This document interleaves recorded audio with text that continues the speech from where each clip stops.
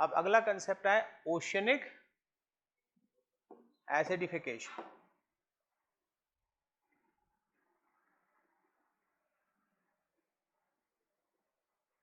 So normally ocean are saline.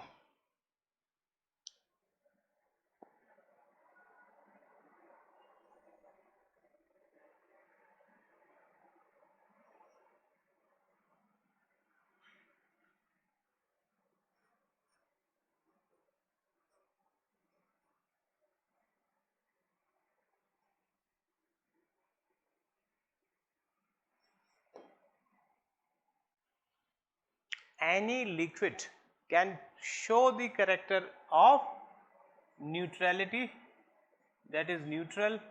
Then any liquid can be acid, any liquid can be alkaline. The scale at which acidity alkalinity is measured is known as pH scale. Repeat करें, pH scale वो scale है जिसपे हम acidity alkalinity major करते हैं, किसी चीज के बारे में बात करते हैं। तो pH स्केल में जो चीज हम कहते हैं कि एक्चुअली न्यूट्रल है, वो एक्चुअली वो न्यूट्रल का फिगर होता है 7 pH स्केल पे, दैट इज pH स्केल पे जिसकी वैल्यू 7 है वो चीज न्यूट्रल होती है। रिपीट करें, 7 का मतलब है न्यूट्रल। जो 7 से नीचे जिनकी वैल्यूज हैं मतलब वो चीजें एसिडिक होंगी, 7 के ऊपर जिनकी वैल्यूज हैं मतलब वो लिक्विड एल्कलाइन होंगे। तो बेसिकली ओशन की इस समय पीएच वैल्यू जो है लगभग 8.1 है, यानी बेसिकली ओशन एसिड नहीं है, बेसिकली ओशन एल्कलाइन है। क्यों एल्कलाइन है? बिकॉज इट हैज हैलोजेंस,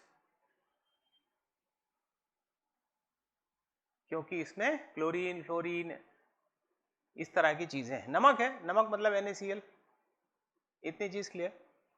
अब जो एक्सप्रेशन यूज कर रहे हैं ओशियन एसिडिफिकेशन, इसका मतलब ये नहीं है कि ओशियन एसिड हो रहा है, इसका मतलब हो रहा है reduction in alkalinity of the ocean. बोलिए, reduction in the alkalinity of the ocean is actually acidification. हम इसको मिसनॉमर भी कह सकते हैं इस शब्द को। समुद्र का अम्लीकरण का मतलब ये नहीं कि समुद्र अम्ल हो रहे हैं, इसका मतलब है कि समुद्र में जो एल्कलिनिटी है वो कम हो रही है, बस इतना मतलब है इसका। क्यों हो रही है वो भी आप समझते हो। तो इसको मिटा दूं मैं पीएच वैल्यू को। अब सवाल है कि समुद्र जो है 8.3 के आसपास उसकी पीएच वैल्यू हुआ करती थी, अब वो 8.1 की तरफ जा रही है, यानी जो उनमें एसिडिफिकेशन हो रहा है। तो क्या रीजन है एसिडिफिकेशन का? Answer, because of the burning of the fossil fuel, because of the global warming, more and more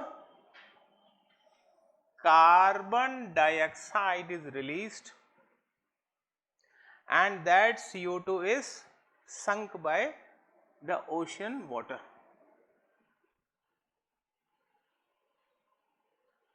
पहले से ज्यादा कार्बन डाइऑक्साइड रिलीज हो रही है, तो ये CO2 के साथ रिएक्शन कर रहा है वाटर और ये बना रहा है एसिड कार्बोनिक एसिड, और कार्बोनिक एसिड बढ़ने से एल्कलिनिटी कम हो रही है जिसको हम एसिडिफिकेशन कह रहे हैं। That's it.